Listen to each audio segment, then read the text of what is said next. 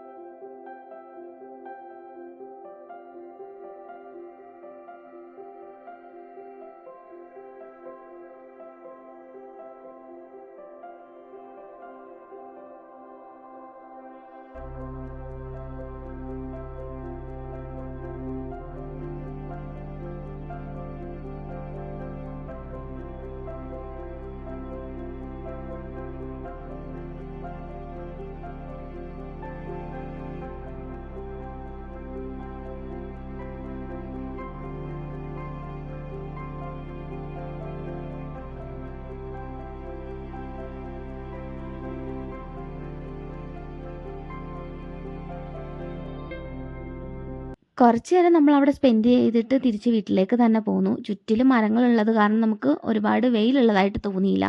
അതുപോലെ അതിൻ്റെ back side full rubber തോട്ടങ്ങളായിരുന്നു. അപ്പോൾ ഇതൊക്കെയാണ് നമ്മുടെ പാലക്കാടൻ വിശേഷങ്ങൾ.